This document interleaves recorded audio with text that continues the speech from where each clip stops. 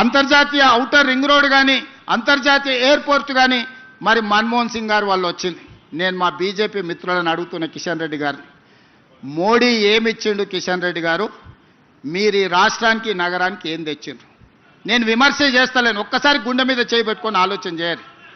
Medak MP మీరే, Chevella MP మీరే, Secunderabad MP మీరే, మల్కాజ్గిరి ఎంపీ మీరే, నిజామాబాద్ ఎంపీ మీరే, కరీంనగర్ ఎంపీ మీరే, ఆదిలాబాద్ ఎంపీ మీరే. తెలంగాణలో సగం ఎంపీలను మీకే ఈ ప్రజలు ఇచ్చిండ్రు. మరి తెలంగాణ ప్రజలు మీకు 8 మంది ఎమ్మెల్యేలను 8 మంది ఎంపీలను ఇచ్చిండ్రు. మోడీ నుంచి మీరు తెచ్చింది ఒక్కటి చూపించండి. నికరంగా మోడీ గారి నుంచి మేము ఇది తెచ్చినామని కిషన్ రెడ్డి గారు మీరు ఒక్క మాట చెప్పండి, గుండెల మీద చేసుకొని.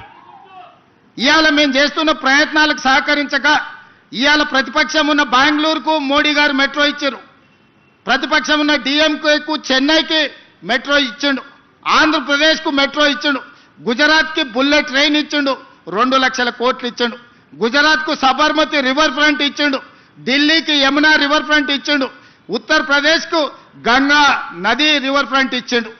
మరి మేము మూసీ రివర్ ఫ్రంట్ అడిగితే మాకు ఇస్తలేడు, మేము మెట్రో రైలు అడిగితే ఇస్తలేడు, మేము రీజనల్ రింగ్ రోడ్ అడిగితే అది అటకెక్కింది. ఎందుకు ఈ వివక్ష? కిషన్ రెడ్డి గారు మీరు ఆలోచన చేయాలి కదా కేంద్ర మంత్రిగా. మేము చెప్పినాం కదా, మీ ఎంబడి వస్తాం, మీరు మమ్మల్ని తీసుకెళ్ళండి, భేషజాలు లేవు, నగర అభివృద్ధి చేసుకుందాం, తెలంగాణ ప్రాంతాన్ని అభివృద్ధి చేసుకుందాం, మేము మీతో కలిసి వస్తామన్నాం. దాదాపుగా 30-35 సార్లు ఢిల్లీకి పోయినా, ప్రధానమంత్రిని కలిసిన, అమిత్ షా గారిని కలిసిన, అందరు మంత్రులను కలుస్తున్నా. నేను కలువని మంత్రి లేడు, చెయ్యని విజ్ఞాపన లేదు.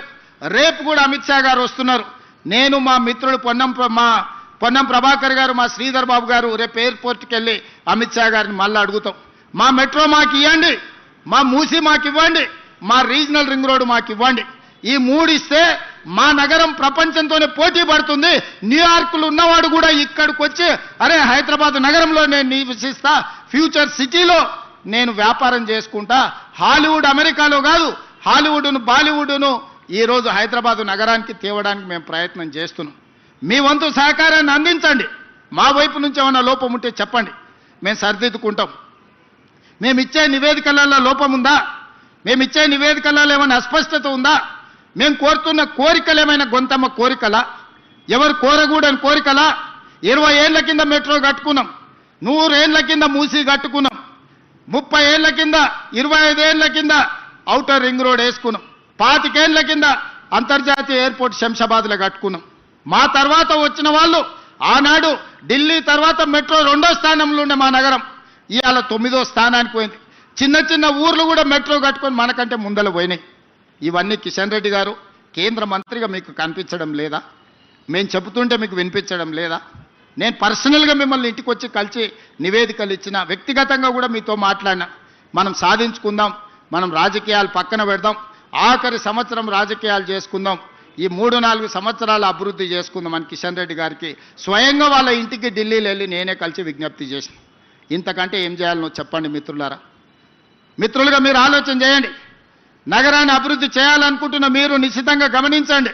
ఎవరు రాజకీయాలు చేస్తున్నారు, ఎవరు కుట్రలు చేస్తున్నారు, ఎవరు అభివృద్ధిని అడ్డుకుంటున్నారు, ఎవరు అభివృద్ధి కోసం అహర్నిశలు తాపత్రయపడుతున్నారు, ముందుకు నడిపించాలనే ప్రయత్నం చేస్తున్నారు చూడండి. మా ప్రభుత్వంలో కూడా మీరు ఏదైనా గమనిస్తే నగర అభివృద్ధికి ఇంకా మేము చేయాల్సింది ఏదైనా ఉంటే మాకు సూచన చేయండి. మేము ఎప్పుడు నిత్యం ప్రజలలోనే ఉన్నాం. ఈ ఫ్లైఓవర్ని పూర్తి చేయాలి, తక్షణమే ఈ ప్రాంతం ట్రాఫిక్ను పరిష్కరించాలనుకున్నాం. ఈరోజు ఫైనాన్షియల్ డిస్ట్రిక్ట్ చౌరస్తాలో ఈరోజు ట్రాఫిక్ జామ్ అవుతున్నది. అక్కడ మొత్తం ఫ్లైఓవర్లు కట్టి నియోపోలిస్ వరకు మొత్తం రోడ్లు వేయాలని ఈరోజు ప్రణాళికలు చేసినాం. ఈ ఆర్థిక విప్లవాన్ని తీసుకొచ్చింది మన్మోహన్ సింగ్ గారు. అందుకే ఆ ఫైనాన్షియల్ డిస్ట్రిక్ట్ చౌరస్తాలో పెద్ద ఎత్తున మన్మోహన్ సింగ్ గారి జ్ఞాపకార్థం పెద్ద స్టాచ్యూను వారి మెమరీని ఈరోజు వారి జ్ఞాపకార్థంగా మనం కట్టుకోవాలనుకుంటున్నాం. అదేవిధంగా మిత్రుడు గాంధీ పీజేఆర్ గారి విగ్రహాన్ని కూడా ఈ ప్రాంతంలో పెట్టాలన్నాడు. మీరు సరైన ప్రాంతాన్ని సూచించండి.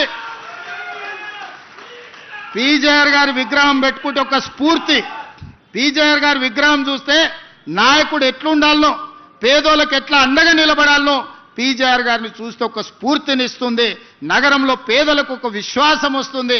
అట్లాంటి పీజేఆర్ గారి విగ్రహం పెట్టడం అంటే మాకందరికీ సంతోషకరం.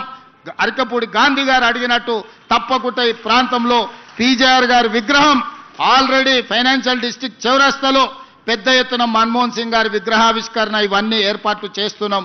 అదేవిధంగా పీజేఆర్ గారి విగ్రహాన్ని కూడా పెట్టడానికి ప్రభుత్వం ప్రణాళికలు సిద్ధం చేసుకుంటుంది.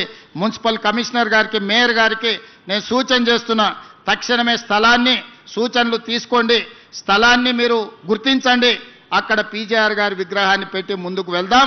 ఈ కార్యక్రమంలో పాల్గొని అభివృద్ధిలో భాగస్వాములు కావాల్సిందిగా మీ అందరికీ విజ్ఞప్తి చేస్తూ మన నగరాన్ని గొప్పగా అభివృద్ధి చేసుకుందాం.